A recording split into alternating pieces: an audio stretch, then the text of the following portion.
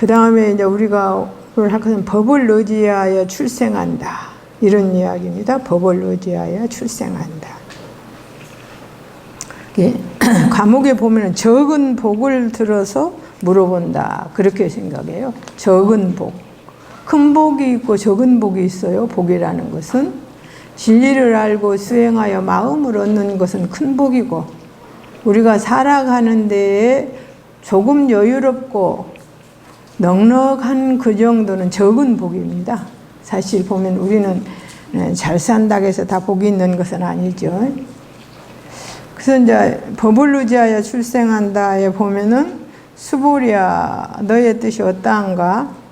만약 사람이 삼천대천 세계에 가득한 칠보, 우리가 칠보라고 하는 것은 여러분들이 뭐 금은, 유리, 자거, 만호 해서 이제 칠보가 가장 우리가 세상에서는 가장 귀한 거예요. 귀하다는 건 뭐냐? 아주 적은 것으로서 많은 이익을 만들 수 있는 것이 귀한 거거든요. 그러니까 이제 그런 칠보를 가지고 이 말이죠.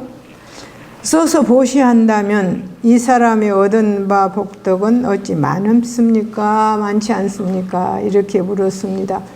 이런 걸 우리가 한번 생각하면서 나는 얼마나 보시를 했나 할 때, 불교에서는 보시가 세 군데 있어요. 제일로 대단한 보시는 무예 보시라는 거예요. 모든 사람에게 친절하니, 모든 사람 마음에 두려움을 없애주고 모든 사람에게 편안과 안락을 줄 수 있는 것이 제일 보시예요. 그 다음에는 법보시입니다.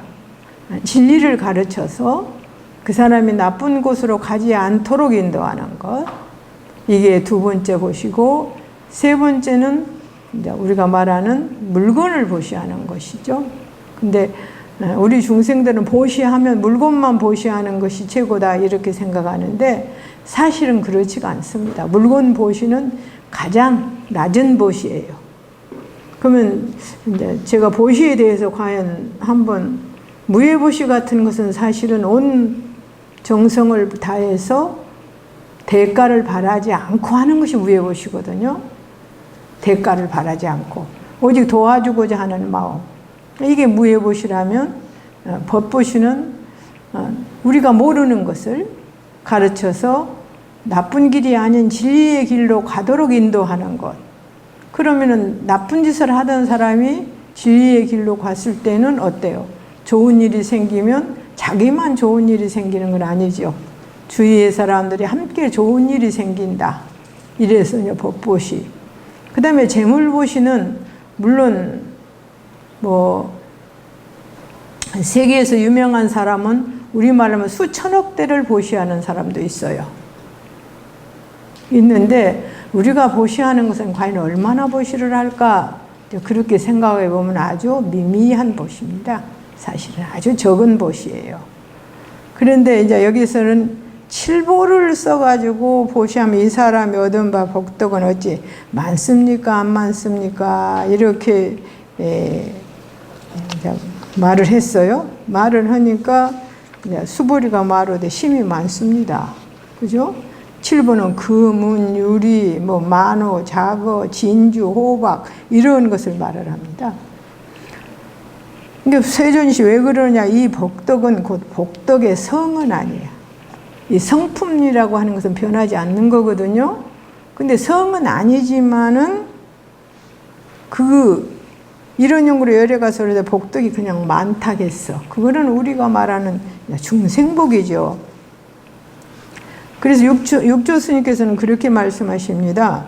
삼천대천 세계에 칠보를 써서 보시하면 얻은 복은 비록 많으나 성품 위에서는 하나도 이익이 없다 그랬어. 그 재물을 보시하는 그 자체는 복은 얻어. 그 말은 뭐냐면 생활은 풍부하게 된다.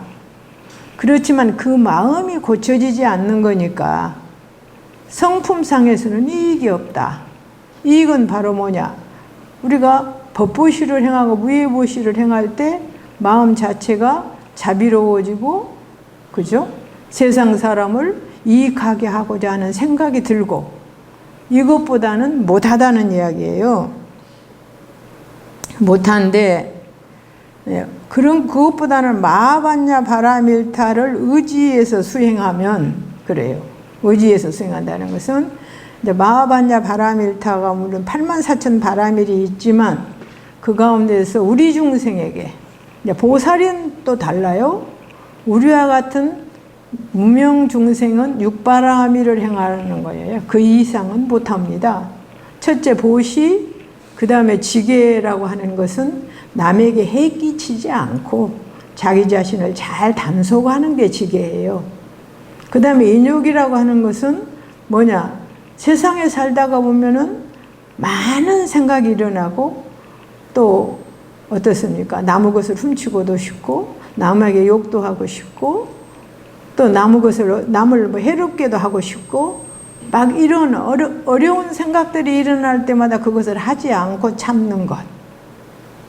뭐 더우면 더운 대로 참고 추우면 추운 대로 참고 욕하면 욕한 대로 참고 그런 하나의 또 우리가 세상에 보면은 다 부자에 있는 건 아니에요. 가난한 자는 참으로 참기 어려운 고통을 겪는다. 나는 그렇게 생각하거든요.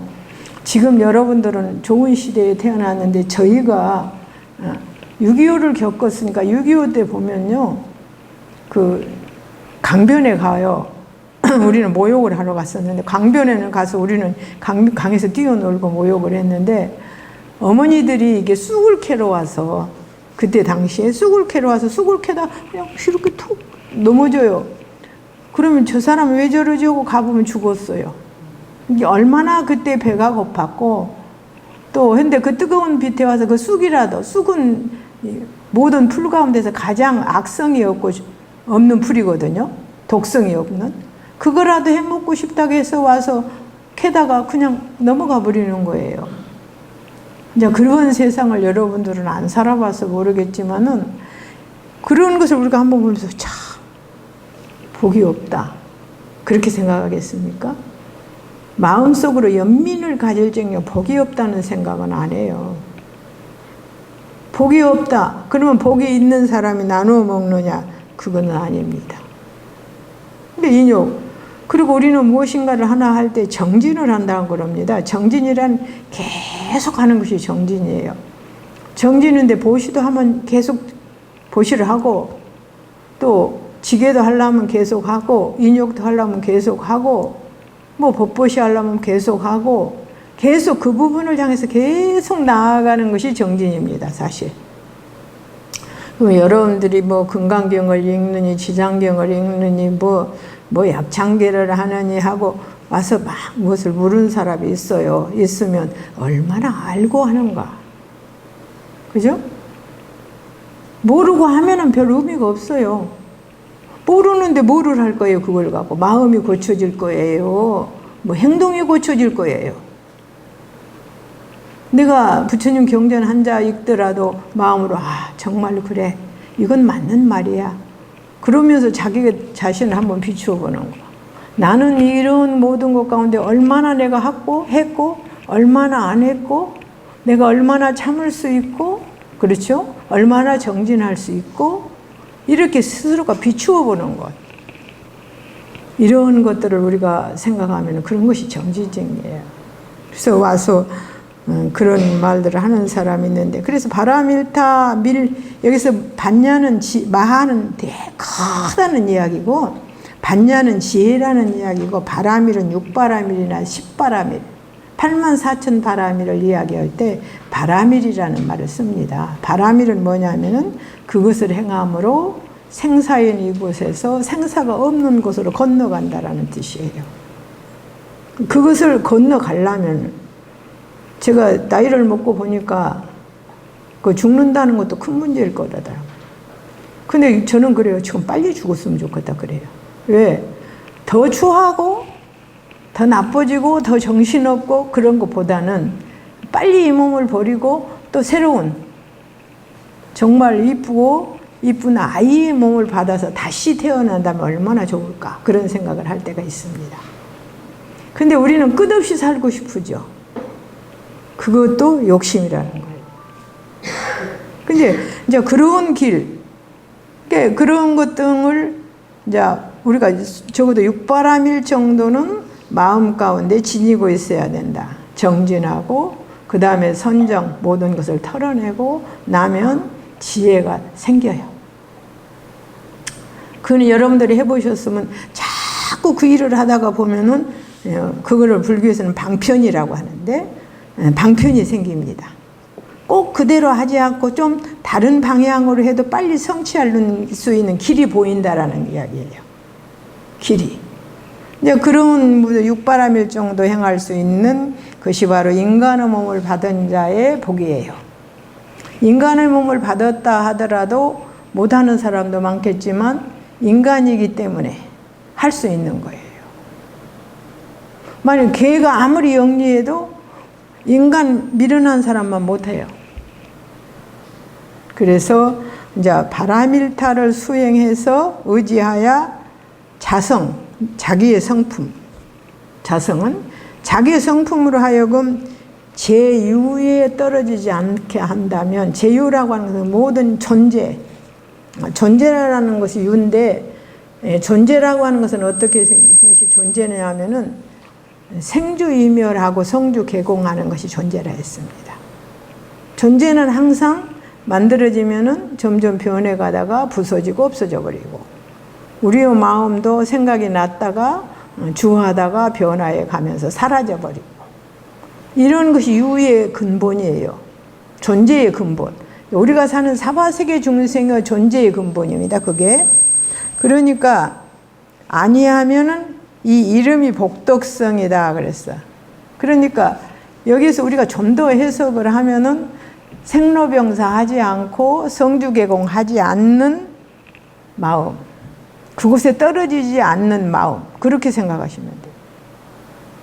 그래서 마음에 능소가 있으면, 능소라고 하는 것은 잘하고 잘못한 것이 있으면 그것은 복덕의 성이 아니다. 성품이 아니고, 이 너니 나니 이것이니 저것이냐 하는 능소심이 멸하여야 하사 참으로 이 이름이 복덕성이다 그랬어. 내가 무엇인가를 하고, 아 이건 복이 생기겠지? 또 상대방 내가 잘했으니까 저 사람도 잘하겠지? 이것부터가 틀린 거예요. 저는 가끔 그럽니다. 무엇인가를 베풀려고 해도 베풀 수 있는 상대가 있다는 것은 큰 복이다. 여러분들이 나도 뭐가 좀 베풀고 싶은데 베풀 수 있는 상대가 없을 경우, 상대가 없다고 하는 것은 내가 베푼 것이 어디에 가서 잘못되어질 때, 그 가져간 사람은 더 많은 나쁜 행위를 하게 될 때는 그건 복덕이 아니죠. 그러니까 정말 베풀 수 있는 좋은 상대가 있다는 것, 그것도 굉장한 복이다 이렇게 생각하는데요. 성이라고 하는 것은 성품 성자, 근본 자기 마음이라는 뜻이니까요. 능소심이 멸하여서 이것이 참으로 복덕성이고, 마음은 그러면 어떻게 쓰는 방법은 부처님의 가르침을 의지해서 행하는 것이 부처님의 행과 같아야 된다 그랬어. 행과. 이 이름이 복덕성인데 불교를 의지하지 않고 능히 부처님의 행을 실천하지 않으면 그것은 복덕성이 아니다 그랬어. 부처님이 말씀하신 것에 의지해서 하면은 복덕의 성이고, 그렇지 않으면은 아니다. 근데 만약 다시 어떤 사람이 이 경 가운데 내지 사구계 등을 수지하여 타인을 위해서라면 그 복이 저보다 승하다 그랬어요. 사구계라는 것은 내 글귀로 된 하나의 그 글귀를 말합니다. 근데 이렇게 우리가 이제 금강경 뭐 이쪽으로 가면 범소유상의 계시여망이다. 그런 말이 있거든요. 그게 하나의 개성이에요. 무릇 있는 바상은 다 허망한 것이다. 모든 존재는 다 허망한 것이다. 그런 말이에요. 모든 존재는 다 허망한 것이다. 안 없어지는 것이 하나도 없으니까. 그런데 그런 이치를 참으로 알면은 우리가 욕심을 안 부리겠죠. 욕심이라는 것은 내 것이 아닌 것을 취하고자 하는 것이 욕심입니다. 내 것인 것을 취하는 것은 욕심이 아니에요. 그건 자기가 가진 복덕만큼 수용하는데 그게 무슨 욕심이겠습니까? 그건 아니라는 거죠. 그러니까 이제 이렇게 해서 우리가 한번 보면은 이런 부분을 많은 분들이 말씀을 하셨어요. 그런데 이제 부대사 같은 분은 보석을 3,000대척에 가득 해가지고 가져서 그걸로 복전을 짓는다 하더라도 그것은 오직 유루업이라 그랬습니다. 유루업이라는 것은 끝이 있고 영원성이 없다라는 뜻이에요. 그러면 어떤 것이냐? 마침내 인천을 여의지 않거니와, 이런 것은 사람으로 태어나고 하늘에 태어나서 살아가는 것을 여의지 않지만 경의 사구계를 가지면은 이것은 성인으로 더불어 좋은 인연을 짓는다. 그러니까 우리는 외부적인 것에 의해서 행복이라는 것보다 내 마음 스스로가 양전이 되면, 좋은 밭이 되면은 그것은 안 변하잖아요. 여러분들의 마음이 변합니까? 안 변합니까? 그것은 육신 경계에 의해서 변화는 있을지라도 본성은 절대로 안 변합니다. 그게 성품이에요. 이제 그래 무르 바다에 들어가고자 하면은 모름지기 반야의 배를 타야만 된다. 반야라는 건 지혜라 그랬죠. 지혜의 배를 타야 된다. 이렇게 이제 부대사 같은 분을 말을 하셨어요. 또 아부스님 같은 분은 이 일은 무심을 향하여 하더라 그랬어. 무심을 향하여. 무심이라는 것은 분별해서 하지 말고 분별하지 않고 하라 이 말이에요. 그것은 뭐냐면 습관이 되고 내 마음껏 내 종자가 되었을 때는 뭡니까? 그냥 해요. 해야겠다 해서 하는 것이 아니라 이 말이에요. 무심을 향해서 얻는다 이렇게. 그래서 보배가 3,000감이 대천에 찬다고 하더라도 복의 인연은 응당히 인천을 여의지 못한다 그래서 복이 많은 사람은 사람으로 태어나거나 하늘로 가는 것 말고는 더 이상은 안 된다라는 거죠. 그러니까 만약 복덕이 원래 무성임을 알면은 그때는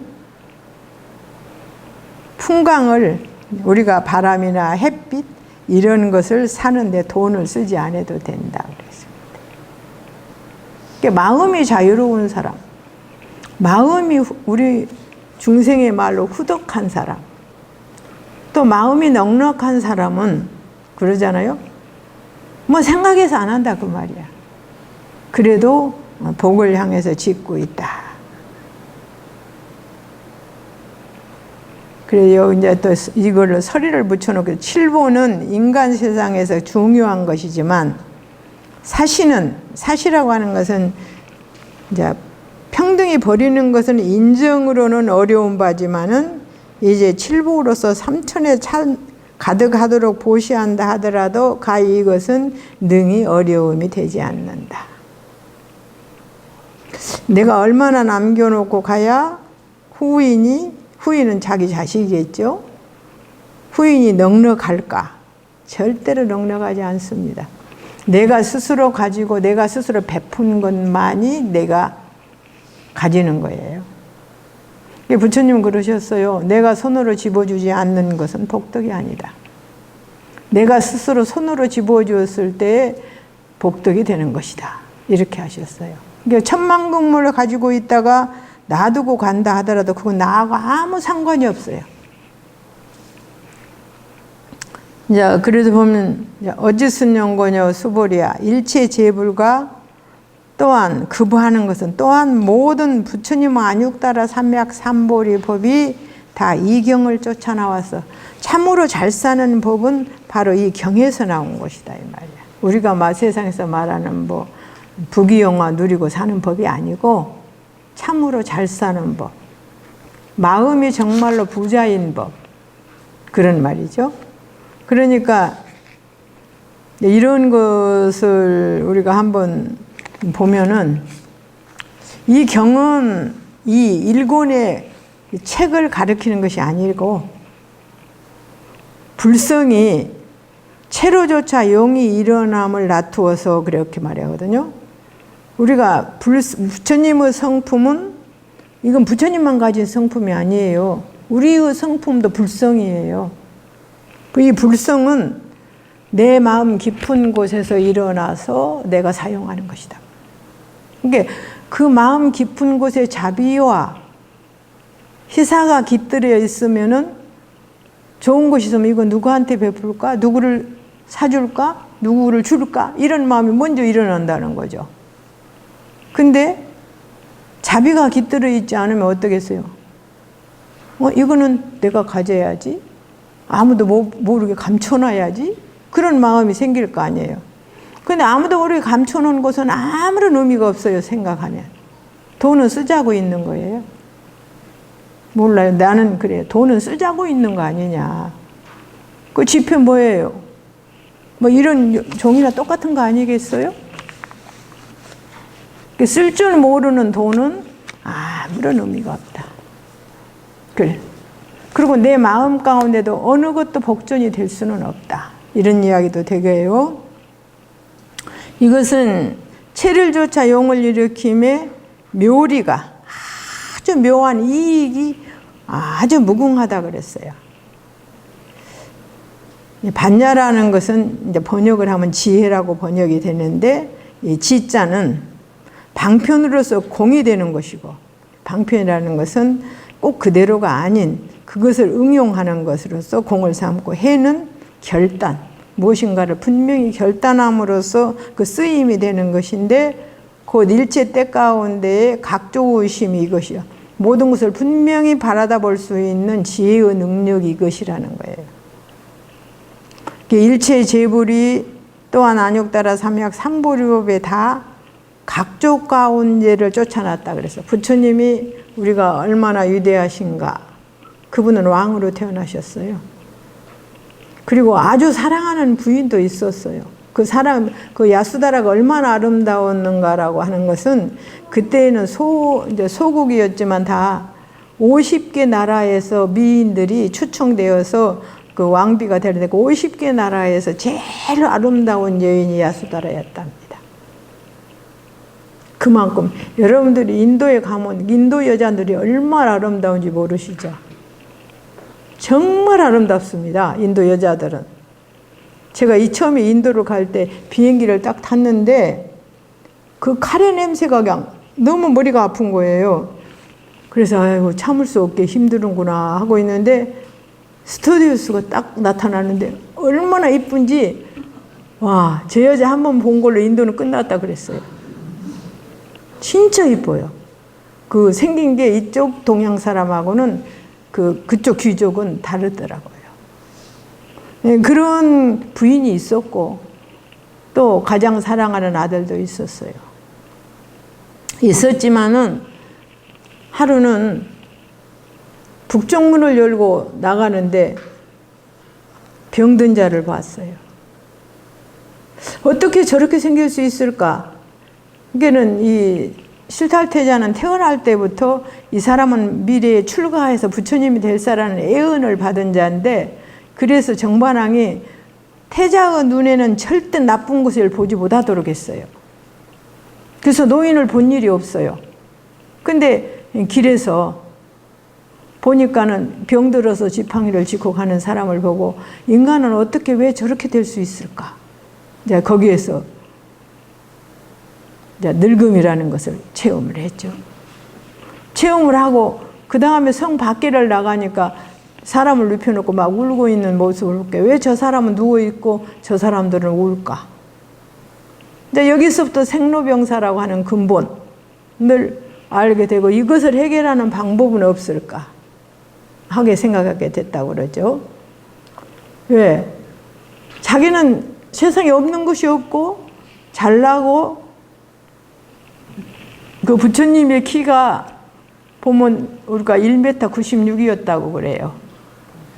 그러니까 지금까지 그 중국 역사상, 우리 역사상 볼 때 96이 없어요. 그러니까 얼마나 잘났겠습니까? 근데 그 늙음이라는 것, 죽음이라는 것을 보고 누구나 다 저렇게 될 수 있다는 데에서 거기에서 허무함을 느끼고, 이것을 벗어나는 길은 없을까라고 했을 때 바로 거기서 출가가 시작된 거예요. 뭐 우리는 늙으면 늙은 대로, 죽으면 죽은 대로 사는 것이 우리잖아요. 그런데 그것이 아니었던 거죠. 그래서 이게 지혜는 방편이 공을 삼고 해는 결단으로서 용을 삼는데 곧 일제 때 가운데 각조심이 이것이더라. 모든 것을 비추어 보는 거. 일체 재불감이 안육따라 삼약 삼보류업이 다 각조 가운데를 쫓아서 났다.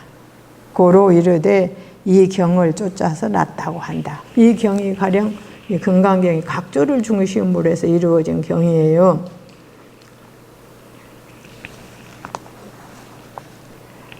그 다음에 수보리야 말하마 불법은 곧 불법이 아니다 그랬는데 왜?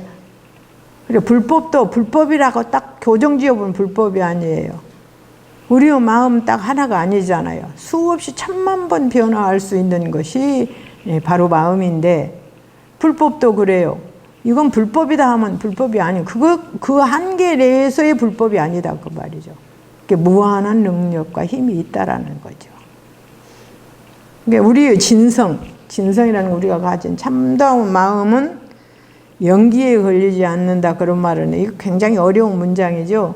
어떤 모습을 만든다 하더라도 절대로 못 만들 수는 없다 이런 말. 다 만들어진다 그 말이에요. 우리의 진성은. 그래서 우리의 마음은 어떤 마음이 되더라도 다 만들어질 수 있어요. 부처님 마음도 만들어질 수 있고 보살님 마음도 만들어질 수 있고 중생의 마음도 만들어 사람의 마음, 축생의 마음, 지옥의 마음 다 만들 수 있는 것이 우리의 마음이에요. 그래서 이런 것이 진성은 연기에 안 걸린다. 무엇이든지 할 수 있고 무엇이든지 만들어질 수 있고 무엇이든지 만들어낼 수 있다라는 거죠. 이렇게 자유자재한 마음을 갖고 여러분들은 무슨 마음을 만들겠어요? 생각은 아주 부처님 같은 마음을 만들 것 같으지요. 그러지만 우리가 하는 행위는 어떤 만큼에서 그칠까?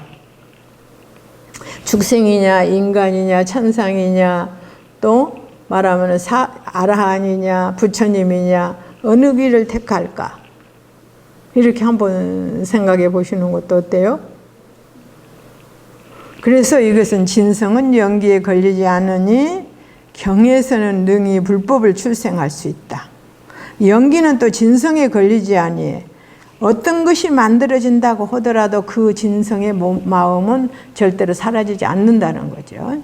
그러니까 불법은 곧 그렇게 볼 때는 불법이 아니다고 본다. 내가 소의 마음을 냈는데 그것은 어떻게 진성이겠습니까? 가성이지. 이런 이른바 불법은 곧 불법이 아니에요. 왜? 진성이 연기에 안 걸리고 연기가 진성에 안 걸리는 무해자재한 힘을 가지고 있기 때문에 이것이라고 하면은 벌써 그것은 틀렸다라는 이야기예요. 틀렸다. 근데 이렇게 말하면 알아들으느냐 못 알아들으냐 다 가만히 앉았으니까. 근데 여기 일상무상 그 얘기에 보면은 수보리야 너의 뜻은 이르렀다고 수다원이 능히 생각을 짓되 내가 수다원과를 얻었다고 하느냐 못하느냐 이렇게 합니다. 할 때 이제 육조스님은 그래요. 수다원이라는 것은 버머 인도 말인데 당나라에서 번역하기를 영유라고 거스릴 역자 흐를 유자 인간이 가는 순리대로 가는 게 아니라 그것을 거꾸로 뒤집어서 본성자리로 돌아온다는 뜻이에요. 그러니까 보통 인간들이 하는 그런 행위는 안 한다는 뜻이죠. 그럴 정도가 되면은 이것을 수다원이라고 그래요. 수다원. 그러니까 이건 생사의 흐름을 거슬러서 우리는 태어났으면 죽고 또 죽으면 다시 태어나는 이것을 자유로 못하지만은 그것을 자유롭게 할 수 있는 것이 바로 수다원이에요. 죽고 사는 것을 자유롭게 할 수 있는 경지다. 그러니까 그렇게 하려면은 육진에 물들지 않는다 그러거든요. 육진에 물들지 않는다는 말은 우리가 여러분들 안이빛을 쉬는 우리가 6가지가 있죠. 그것에 반연되는 눈으로는 보고 귀로는 소리를 듣고 코로는 냄새 맡고 그 다음에 입으로는 맛을 보고 촉감을 느끼고 속으로 생각하는 이것을 절대 안 따라간다는 거예요. 안 따라간다. 우리는 눈이 하자는 대로, 코가 하자는 대로, 귀가 하자는 대로, 입이 하자는 대로, 마음이 하자는 대로, 몸이 하자는 대로 그대로 하잖아요. 그것을 안 한다는 뜻이에요. 그런 경지에 올라가면 그분들을 수다원가를 얻은 성인이라고 그런다는 거죠. 육진에 물들지 않고 한결같이 무루의 업을 닦아. 무루와 유루라는 단어가 있는데 이게 조금 제가 하는 이 금강경은 조금 어렵습니다. 왜냐하면 이것으로 그대로 돼 있어요. 근데 사람들은 이것을 안 해요. 무루라고 하는 것은 흘러버리지 않는다. 그런 뜻이에요. 항상 그대로 있다. 움직이지 않는다. 그러면 그냥 윤회가 끝났다라는 이야기가 됩니다. 그리고 나는 항상 안이비설 신의가 색성량비 초법을 따라서 움직였는데 이제는 따라서 움직이지 않고 내 마음대로 할 수 있다. 이런 뜻입니다. 내가 내 마음대로 할 수 있다. 그래서 이거는 추중번뇌가 생하지 않는다 이런 말을 있는데요. 이것은 추중번뇌는 결정코 지옥, 축생, 아수라 또는 지옥, 축생, 아기 같은 아수라의 이류의 신은 안 받는다. 이렇게 하면 이제 육도에는 안 빠진다는 이야기예요. 이분들은 육도에는 안 빠진다. 그래서 이름을 수다원가라고 한다. 그러니까 만약 무상예법을 요달하면 모든 모양이라고 하는 것은 잠시 있다 사라진다. 그것은 영원성이 없다는 그런 법칙을 요달하면은 그 득거심도 없어. 그 마음이 사라져버리는데 내가 무엇을 얻었다 그런 마음까지도 없는 거예요. 그렇게 그냥 행하는 거죠. 그러니까 조금이라도 득과의 심이 있다면 득과는 나는 수다원가를 얻었다. 그건 벌써 아상이거든요. 한다면은 그 수다원이라고 부를 수가 없다. 그렇게 말해요. 우리가 하고도 한다는 마음, 안 하고도 안 한다는 마음, 그런 것이 없이 자연스럽게 좋은 방향으로 흘러갈 수 있는 마음이 저절로 생겨난다면 그것은 수다원이다. 그래서 수보리가 말하기를 아닙니다 세존이시오. 왜 그러느냐 하면 하이고는 왜 그러느냐 하면은 수다원은 이름이 임유야. 들집자 흐를 유자 금강경 읽으신 분들은 이제는 성인의 유에 들어갔다 그 말이에요. 성인의 유에, 성인의 무리에 들어갔대. 들어갔지만 자기가 들어갔다고 하는 생각이 전혀 없어. 다만 행주자와 어묵 동정이 저절로 그런 경지에서 생활을 하는 것이지 나는 보통 사람하고 달라. 나는 모든 사람들이 하는 것을 하지 않아. 이런 생각까지도 없어요. 색성량미 촉법에 들어가지 않을세. 이제는 색성량미 촉법 눈으로 보고 귀로 듣고 코로 냄새 맡고 입으로 맛보고 몸으로 촉감을 느끼고 의식으로 이러저러니 헤아리는 그런 것에 절대 움직이지 않는다. 들어가지 않는 것은 안 움직인다는 거죠. 본진성은 우리의 본진성도 엄청 청정한 것이거든요. 본진성은 우리도 부처님과 똑같아요. 본진성은. 가끔 내가 부처님을 볼 때가 있잖아요. 전혀 분별을 안 낼 때. 보면 내가 얼마나 떳떳한 부처님이세요. 근데 한 생각 분별이 나면 딱 중생으로 타락하는 거예요. 그 순간에. 색성량미 촉법에 들어가 버리면 보고 탐욕을 내고 소리 듣고 기뻐하고 슬퍼하고 향기를 맡고 좋은 냄새 탐하고 맛을 보고 좋은 거 먹으려고 하고 촉감 느끼고 이리저리 헤아리다 보면은 중생으로 떨어져 버리는 거죠. 그래서 이 유라고 하는 것은 임유라는 말을 지금 여기서 설명을 하는데 성인의 유다라는 이야기야. 이제부터는 성인의 유니 수다원이니 비록 추중 번뇌를 여인연고로. 근데 아주 거친 번뇌가 있고 미세한 번뇌가 있어요. 거친 번뇌는 우리가 안이비설 신으로 느끼면서 바로 끊어버릴 수도 있고 하는데 마음속에 깊이 박혀있는 그것을 우리가 볼 때 업이라고 그러죠. 업은 못 끊는다 이 말이야. 아직은 행위는 절대 안 해. 나쁜 행위는 안 하지만은 과거로부터 지어놓은 자기의 업은 한 번에 끊지는 못해요. 근데 세상을 살면서도 한번 여러분들이 보면은 나한테는 이런 나쁜 점이 있어 이렇게 생각하실지도 몰라요. 왜? 나만 좋은 것 보면 갖고 싶어 무조건. 안 되면은 도둑질이라도 하잖아요. 그럼 형무소 가잖아요. 그런데 또 안 그런 사람도 있죠. 남의 것이니까 단박하니 나하고는 아무 문제 없는 거야. 저거는 나하고 상관없어. 이제 그렇게 생각하는 것도 있죠. 그러면 우리가 업보 가운데서 현재 살면서 보고 소리 듣고 향기 맡고 맛보고 촉감 느끼고 헤아리는 것이 자연적으로 일어나지 않는 사람.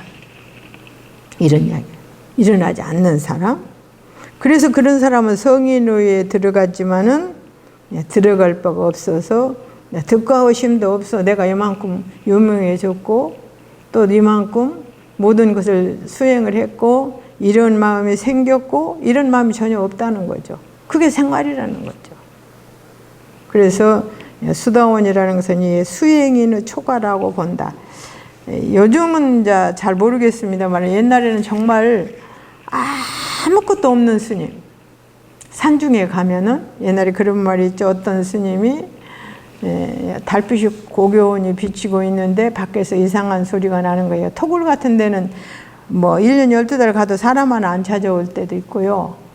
또 뭐 하루 내 가도 사람 하나 안 찾아올 때도 있어요. 그런데 그래서 밖에 문을 열고 보니까 그래도 신도들이 오고 그러니까 이제 큰 스님이시니까 뭐 쌀도 있고 그랬던가 봐요. 도둑놈이 와서 쌀을 한 지게를 짊어지고 못 일어나는 거예요. 그럼 조금만 가져가면 일어날 수 있을 텐데 그 쌀을 지고 못 일어나는 거예요. 그러니까는 스님이 가서 뒤에 가서 가만히 지게를 밀어주었어요. 지고는 그냥 내려가는데 그게 산에서 내려가는데 쉽게 내려가지겠어요? 그런데 달빛이 환하니 비치니까 그 스님 뭐라고 하신 줄 아세요? 어허, 쌀은 지고 갈 줄 알면서 어찌 저 달빛은 못 지고 가는가? 그러고 들어왔다는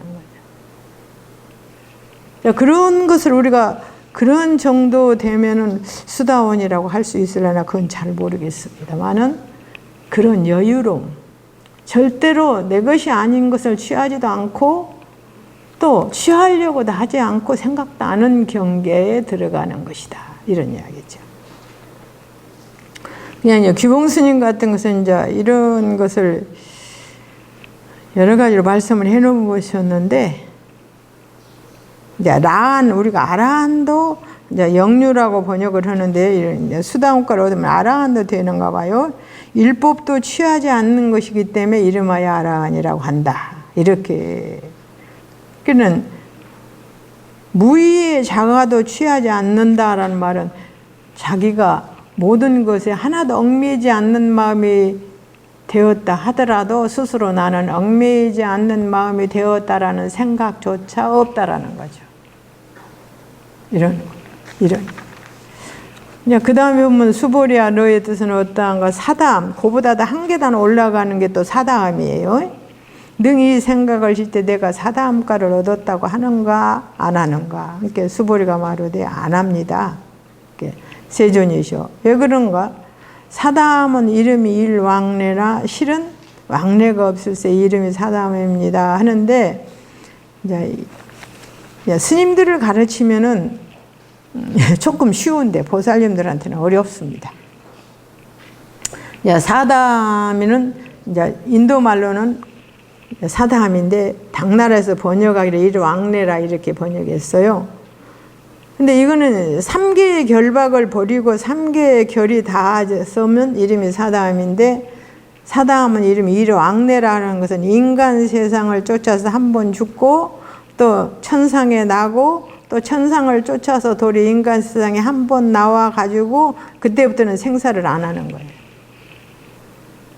그러니까 인간에서 살다 천상에 가고 천상에 나와 살다가 다시 인간에 와서 죽으면 다시는 생사의 윤회를 끊어진, 생사윤회가 끊어진 것을 이야기한다 이런 것이죠. 그럴 때는 3개의 업이 다해. 3개는 욕계, 색계, 무색계가 3개인데 하늘나라도 욕심으로 또는 색 모양만 또 전혀 그런 의식까지도 없는 이 3개로 나누어져 있어요. 그러면 우리가 말할 때 천상은 과연 얼마나 살까 이렇게 생각하실 수 있죠. 크기는 얼마나 클까 할 때 그 천상인간을 설명하는 부분이 그런 게 있어요. 천상인간은 인간이 사는 곳 80리에다가 집을 한 채 짓고 살아도 넓지 않다 그랬어요. 그럼 몸도 그만큼 크겠죠.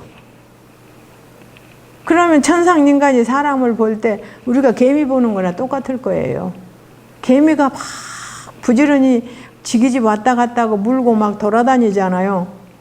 그 개미 보는 거나 천상인간이 인간을 보는 거나, 그러면 개미의 하루와 인간의 일생, 개미의 일생과 인간의 일생을 보면 어떻겠어요? 그만큼 오래 산다는 이야기예요. 그러니까 옛날에 그런 이야기 있잖아요. 하루살이, 초파리하고 하루살이하고, 그죠? 모기하고 서히 놀았어요. 모기는 일주일을 산다고 그래요. 모기가 가면서 내일 보자 그러니까 하루살이가 무슨 말인가? 자기는 그것밖에 못 사니까. 또 하루살이가 가면서 다음에 보자 하니까 초파리는 7시간밖에 못 사는데 무슨 말인가? 똑같다는 거죠. 그러니까 몸이 그렇게 크면 천상인간은 몇 천 년씩 살 거잖아요. 근데 인간의 80년은 아무것도 아니다는 거죠. 그러니까 업이 강하면은 생사가 자주 오는 거예요. 업이 강하면. 그래서 우리가 사는 세계도 빨리 죽는 사람, 오래 사는 사람, 또 가난하면서 오래 사는 사람, 부자이면서 오래 사는 사람 틀리죠. 이제 우리가 누구나 다 부자이면서 오래 살고 싶다면 육바라밀을 행하지 않으면 안 된다. 그런 이야기죠. 육바라밀을 행하지 않으면 안 된다. 그런데 인간에 한 번 와서 천상에 났다가 천상에서 다시 인간에 한 번 오고는 다시는 생사를 맞춰버린다. 그런 이야기. 그런 지위에 올라간 사람을 사다함이라고 그래요. 그러면 그때부터는 뭐냐? 자기가 생사를 자유로 하기 때문에 자유로 그냥 한번 태어나고 싶으면 태어나서 모든 중생 제도하다가 가버리고, 그는 어떤 어부의 힘에 의해서 어쩔 수 없이 생사를 받는 것은 아니다. 그런 이야기다. 그 다음 이제 그 위에 또 있어요. 아나함이라는 과가 있어요. 근데 수보리야 너의 뜻은 어떠한고 아나함이 능히 생각을 짓때 내가 아나함가를 얻었다고 하느냐 그러니까는 수보리가 말하되 아닙니다. 이게 얻었다 하느냐 하는 것은 분별이 있느냐 하는 이야기거든요. 근데 여기서 중생은 살면서 부자가 되면 나는 항상 부자다 하고 삽니까? 항상은 그렇게 안 살잖아요. 그렇지만 가난한 사람 볼 때는 나는 부자다 이렇게 생각하지요. 근데 그런 생각이 없다는 거죠. 또 가난한 사람은 내가 항상 가난하다 하고 삽니까? 근데 가난한 사람은 가난하다 하고 삽니다. 왜? 그만큼 복이 적고 지혜가 적으니까. 그러니까 이런 것이 부처님이 말씀하시는 이런 사과성인이라고 하는데, 이분들은 불례과라고 해서 다시는 인간 세상에 오지 않습니다. 천상에 산다는 이야기죠. 인간 세상에 안 온다. 이게 아나함이 능히 생각을 짓때 내가 아나함가를 얻었다 하느냐 하니까 수보리가 말하기를 아닙니다. 세존이시여. 왜 그러느냐? 아나함은 이름이 불례랴. 다시 오지 않지 않습니까? 그런데는 실무불례일세 할 때 이 옛날 본에는 여러분들 금강경일 때 아니불자가 없습니다. 원래는 아니불자가 빠져야 됩니다. 이게 금강경 그냥 모두 써진 데는 그것이 실무불례 이렇게 되어 있을 거예요. 근데 원래 그 아니불자가 없어요. 실로 내함이 없어 그냥 옴이 없을세 이런 연고를 아나합니다. 여러분들이 이제 금강경 읽을 때 뜻도 모르고 읽으니까 이게 있어야 되는 글자인가 없어야 돼요 글자인가 이제 그것을 모르시니까 여기서 만약에 있다면 무불례 실무불례 할 때는 무자 밑에 아니불자는 빼야 됩니다. 이제 여기 보면 다른 본에는 지금 우리가 알고 있는 이 금강경 말고 다른 본에는 원래 무불의 불자가 없다 이렇게 되어 있어요. 근데 일체 불법이 다 이 경을 쫓아 나오고 일체 현성도 다 이 무위법으로서 차별이 있는 것이다. 그럼 무위법은 함이 없는 법은 차별이 없는 것이냐 하면은 차별이 없이는 중생을 제도할 수가 없죠. 이게 불법은 곧 불법이 아니라 한다면 차별성과 성인의 계통이 지금 넷으로 분리되거든요. 이 분리를 되니까 이런 것을 이야기하는 말이 됩니다. 여기서는 차별성과에는 또 어찌 실이 있겠느냐. 이러한 중 만약 저 불이니 저 법이니 저 승부니가 필경의 명연이 하나라는 거죠. 하나다. 이렇게 이야기를 했어요. 근데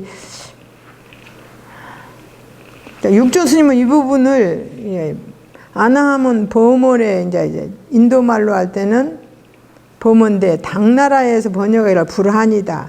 돌아오지 않는다. 그 말은 인간에 안 태어난다 그런 말이에요. 또한 이름이 추력이라 그래서 욕심을 해서 완전히 벗어난다. 그런 이야기예요. 욕심에서. 우리 중생은 욕심을 근본으로 하고 살잖아요. 근데 욕심에서 완전히 벗어나 버리는 것이다. 추력이라고 하는 것은 밖으로 가히 욕의 경계를 보지 않아. 욕심이 나는 경계가 없어. 만족하기 때문에. 또 안으로 욕심으로 가히 얻을 것도 없어. 그러기 때문에 정이라는 거. 여기에서 이 정자는 사실 보면 선정을 말하는 거예요. 선정에서는 욕계를 향하여 수생치 않아. 선정에 들어가 버린 보살은 욕계를 향해서 수생치 않는데 그래서 불례라고 한다. 그랬어요. 불례라고 한다.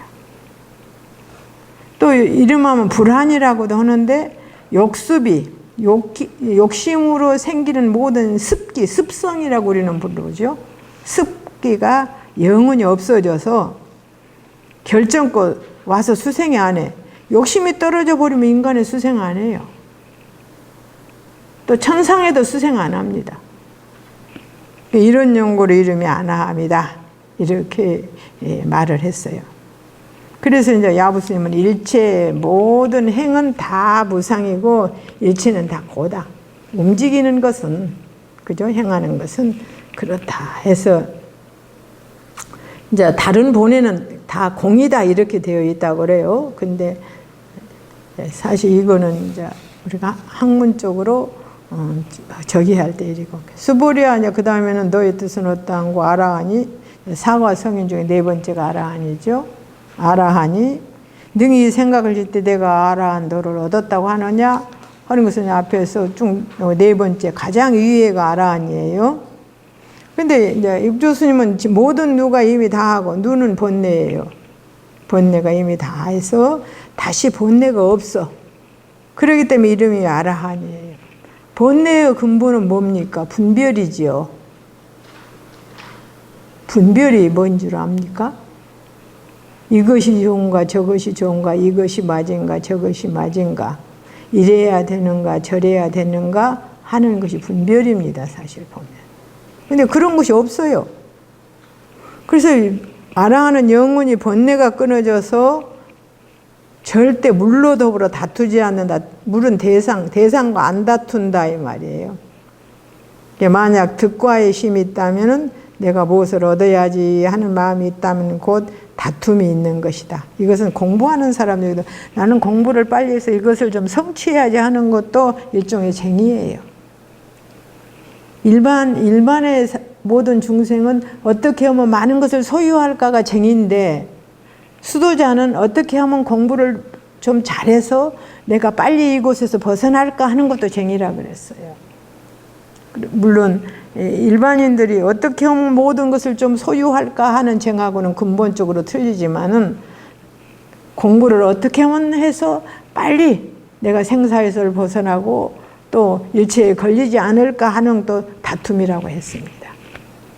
다툼이 있다면 아라한이 아니다. 왜냐하면 만족하면 안 다투겠죠. 그러니까 법에도 만족하고 지혜도 만족하고 모든 것이 만족한 것이 아라한이다. 이런 얘기. 아라한이다. 수보리가 마르되 아닙니다. 세존이시여. 왜 그런가?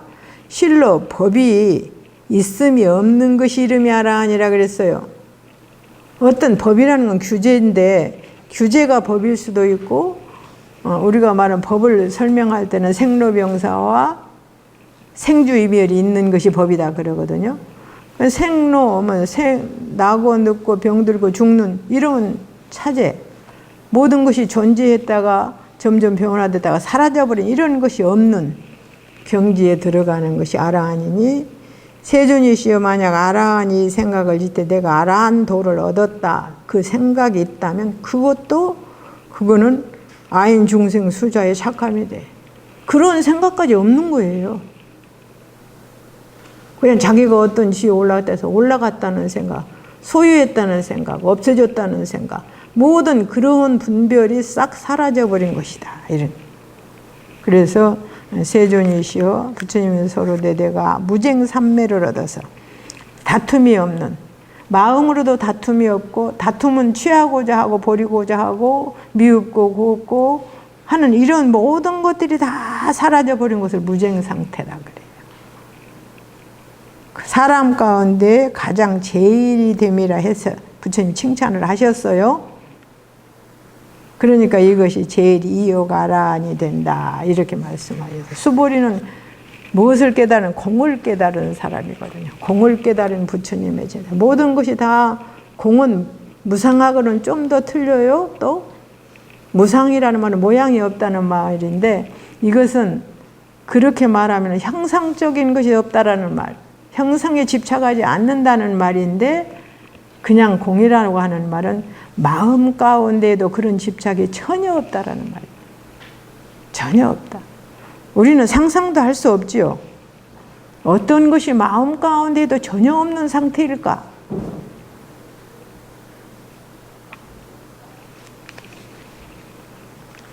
이해가 좀 가십니까?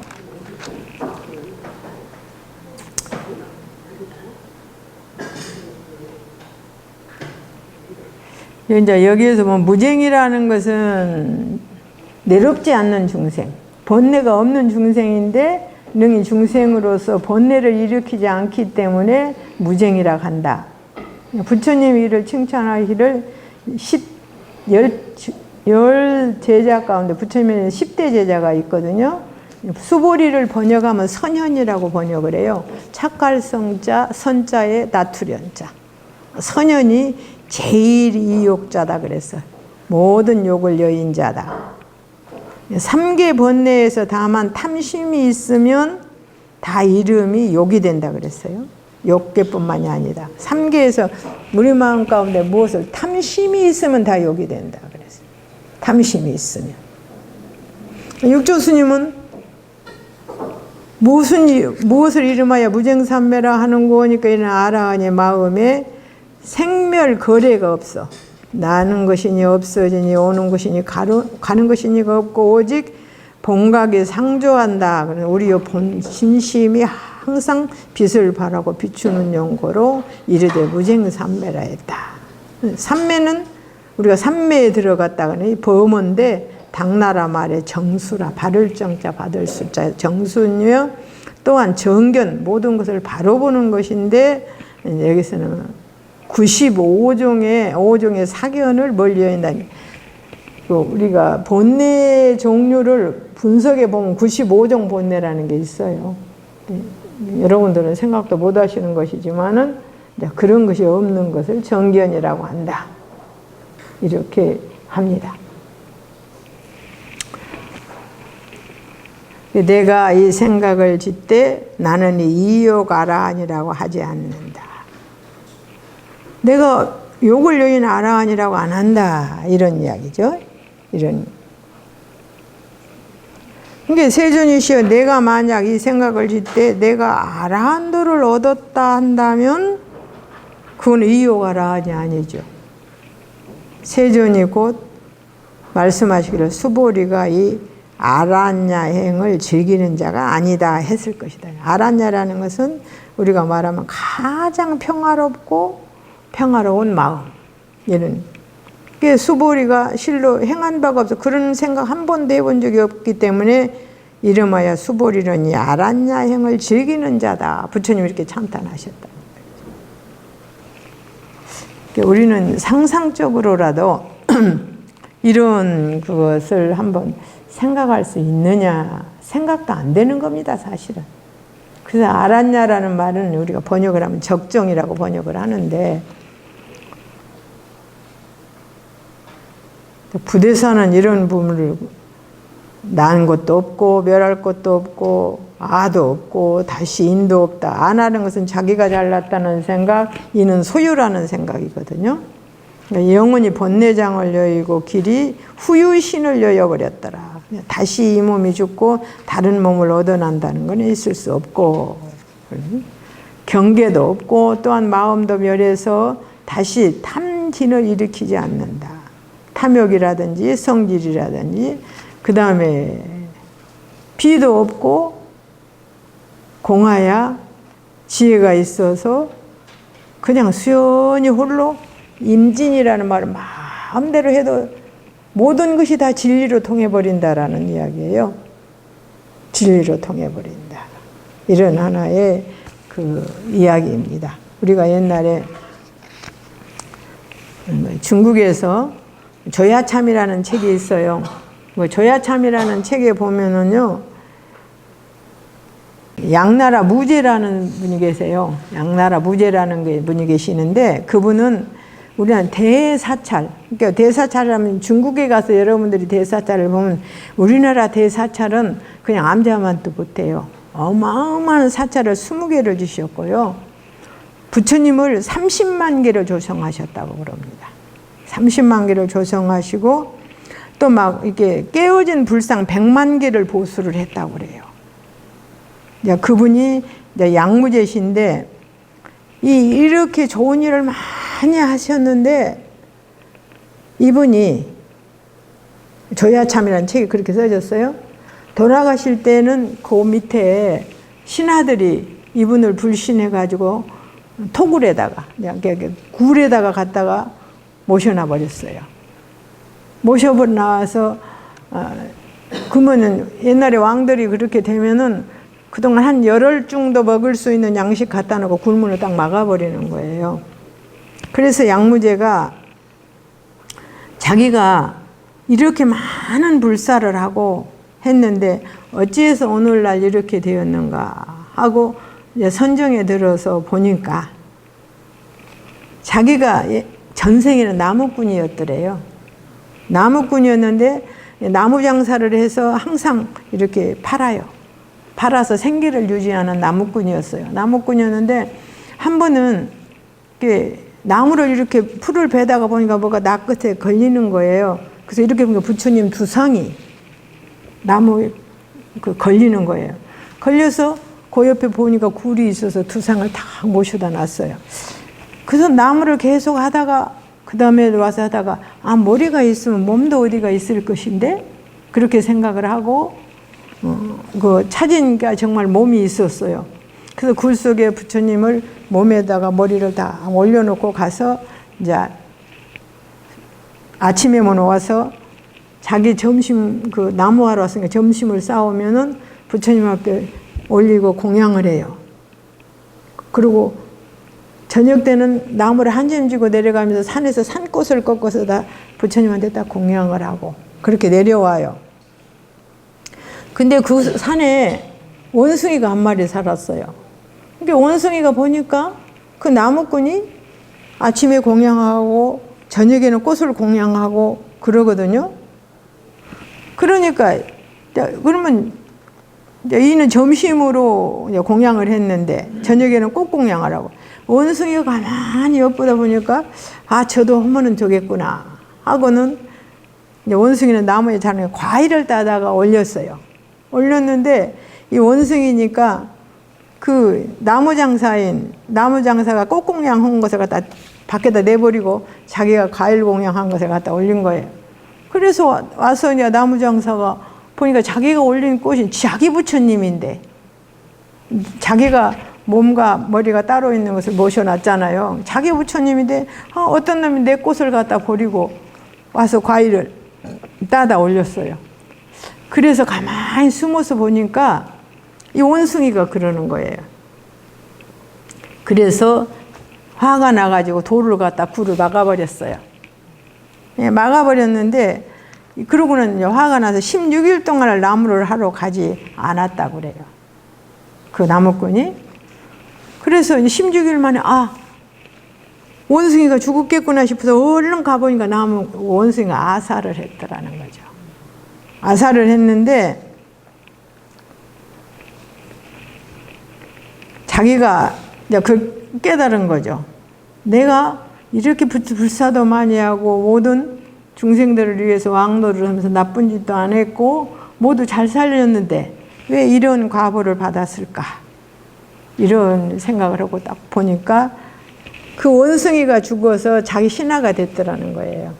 그래서 그 신하가 모든 사람을 설득해서 그렇게 임금을 갖다 가둬버린 거예요. 그래서 거기에서 조야참이 책을 썼어요. 이 양무제가. 그게 조야참이라는 책인데, 내 후손은 절대 살생을 하지 마라. 제사를 지낼 때도 절대 고기를 올려서 제사를 지내지 말고 나무를 깎아서 고기 모양을 해가지고 올려라. 그래서 내 후손은 절대 살생을 하지 말라라고 써서 놓은 책이 조야참이라는 책이에요. 그래서 우리가 이제 여기에서 우리 중생이니까 인과의 무서움이라고 하는 것을 한번 생각해 보라 하고 이 이야기를 한 겁니다. 그렇게 많은 사찰을 20개나 어마어마하게 지었고 부처님을 한 30만 개를 불상을 조성해서 했고 또 깨어진 불상을 100만 개를 보수했던 그 복이라 하더라도 한 번 살생의 과보는 그렇게 무섭다라는 거죠. 그래서 우리는 인과를 모르면 절대로 세상을 바로 살 수가 없습니다. 근데 여러분들도 가끔 인과라고 하는 것을 느끼실 거예요. 나는 무심코 도와주었는데 어느 날 그 도와준 것이 그 10배는 나에게 이익이 올 때도 있고, 내가 무심코 그를 해쳤는데 그 과보가 10배로 나에게 다가올 때가 있다. 그래서 우리는 부처님이 육바라밀을 해놓으신 것은 바로 그런 거예요. 죽어 살아라 보십니다. 그리고 절대로 어떤 일이 있다 하더라도 그 다음에 지게죠. 나쁜 행동은 하지 마라. 아무리 욕심이 나도 참고 살아라. 인욕이죠. 좋은 일에 부지런히 정진하라. 생명은 얼마 가지 못한다. 그래 정진하면 마음이 바로 쓴다 하는 것이 바로 선정이고, 그러다 보면은 삶의 지혜가 생긴다 하는 게 지혜예요. 그게 육바람이래요. 아주 쉬우면서도 어려운 것이죠. 불사는 어떤 경계에 부딪혔을 때 인과라는 것을, 근데 인과는 100만 배로 커진다는 것. 보시도 100만 배로 커지고 인쇄감도 100만 배로 커지고요. 이런 것을 한번 가지고 사는 것이 불자와 도리가 아닌가. 우리가 이 금강경이라고 하는 것은 마음 다스리는 법을 하는 건데, 이제 우연히 이거를 좀 해달라고 해서 하는데 사실 나도 하는 날도 어렵습니다. 뭐 알아들어야 되지. 스님들 가르칠 때는 스님들이 잘 알아듣잖아요. 이게 신나게 하는데 보살님들은 다 표정들이 멍청해. 뭐 하나도 뭐 기쁘다든지 그렇다든지 하는 표정이 없어요. 그래도 자꾸 들으면 어느 땐가 이것이 바로 뭐냐, 나의 씨앗이 되어서 반드시 씨앗이 나올 거예요. 나올 거니까 부지런히 듣고 공부 열심히 하세요. 네. 감사합니다.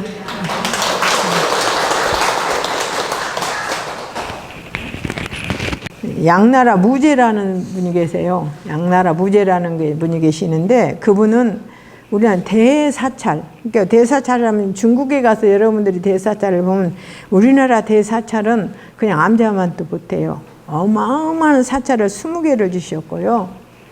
부처님을 30만 개를 조성하셨다고 그럽니다. 30만 개를 조성하시고 또 막 이렇게 깨어진 불상 100만 개를 보수를 했다고 그래요. 그분이 양무제신데 이렇게 좋은 일을 많이 하셨는데 이분이 조야참이라는 책이 그렇게 써졌어요. 돌아가실 때는 그 밑에 신하들이 이분을 불신해가지고 토굴에다가 굴에다가 갖다가 모셔놔 버렸어요.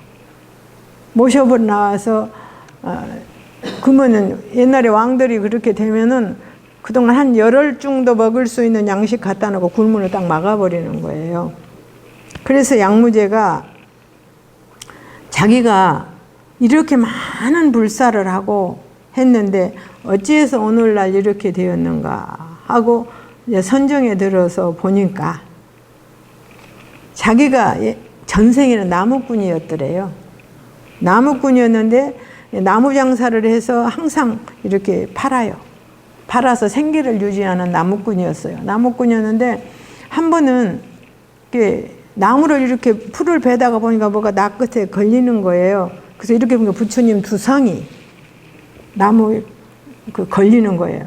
걸려서 그 옆에 보니까 굴이 있어서 두상을 딱 모셔다 놨어요. 그래서 나무를 계속 하다가 그 다음에 와서 하다가 머리가 있으면 몸도 어디가 있을 것인데 그렇게 생각을 하고 찾으니까 정말 몸이 있었어요. 그래서 굴 속에 부처님을 몸에다가 머리를 다 올려놓고 가서 이제 아침에만 와서 자기 점심 나무하러 왔으니까 점심을 싸우면은 부처님 앞에 올리고 공양을 해요. 그리고 저녁 때는 나무를 한 점 쥐고 내려가면서 산에서 산꽃을 꺾어서 다 부처님한테 딱 공양을 하고 그렇게 내려와요. 근데 그 산에 원숭이가 한 마리 살았어요. 그러니까 원숭이가 보니까 그 나무꾼이 아침에 공양하고 저녁에는 꽃을 공양하고 그러거든요.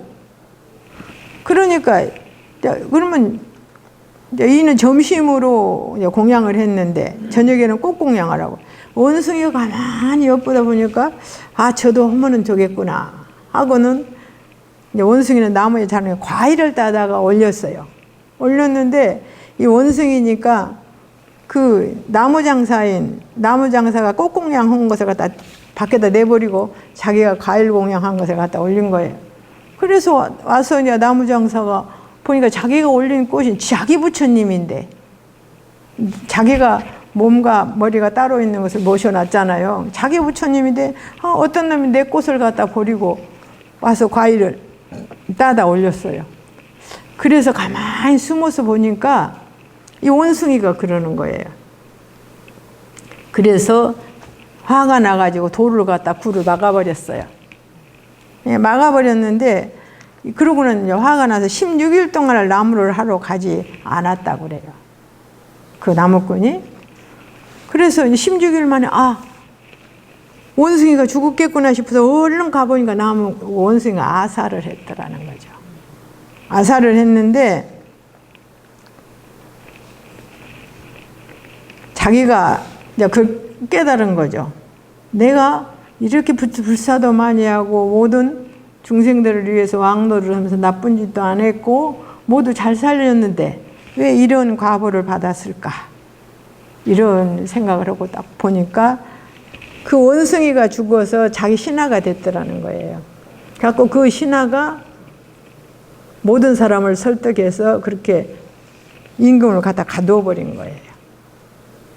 그래서 거기에서 조야참 책을 썼어요. 이 양무제가. 그게 조야참이라는 책인데 내 후손은 절대 살생을 하지 마라.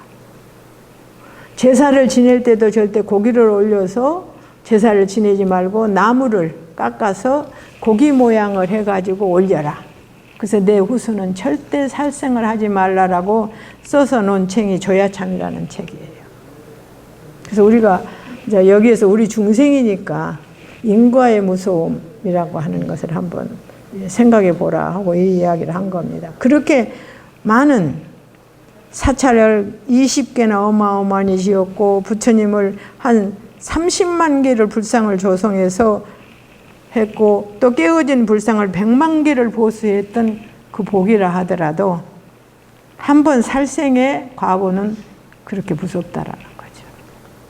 그래서 우리는 인과를 모르면 절대로 세상을 바로 살 수가 없습니다. 근데 여러분들도 가끔 인과라고 하는 것을 느끼실 거예요.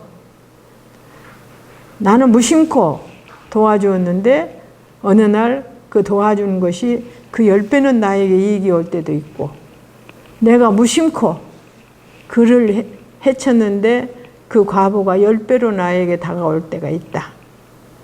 그래서 우리는 부처님이 육바라밀을 해놓으신 것은 바로 그런 거예요. 죽어 살아라 보십니다. 그리고 절대로 어떤 일이 있다 하더라도 그 다음에 지게죠. 나쁜 행동은 하지 마라. 아무리 욕심이 나도 참고 살아라. 인욕이죠. 좋은 일에 부지런히 정진하라. 생명은 얼마 가지 못한다. 그래 정진하면 마음이 바로 쓴다 하는 것이 바로 선정이고, 그러다 보면은 삶의 지혜가 생긴다 하는 게 지혜예요. 그게 육바라밀이에요. 아주 쉬우면서도 어려운 것이죠.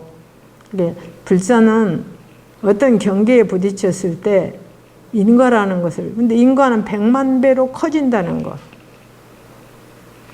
보시도 100만 배로 커지고 인쇄감도 100만 배로 커지고요. 이런 것을 한번 가지고 사는 것이 불자와 도리가 아닌가. 우리가 이 금강경이라고 하는 것은 마음 다스리는 법을 하는 건데, 이제 우연히 이거를 좀 해달라고 해서 하는데 사실 나도 하는 날도 어렵습니다. 뭐 알아들어야 되지. 스님들 가르칠 때는 스님들이 잘 알아듣잖아요. 이게 신나게 하는데 보살님들은 다 표정들이 멍청해. 뭐 하나도 뭐 기쁘다든지 그렇다든지 하는 표정이 없어요. 그래도 자꾸 들으면 어느 땐가 이것이 바로 뭐냐, 나의 씨앗이 되어서 반드시 씨앗이 나올 거예요. 나올 거니까 부지런히 듣고 공부 열심히 하세요. 네. 감사합니다.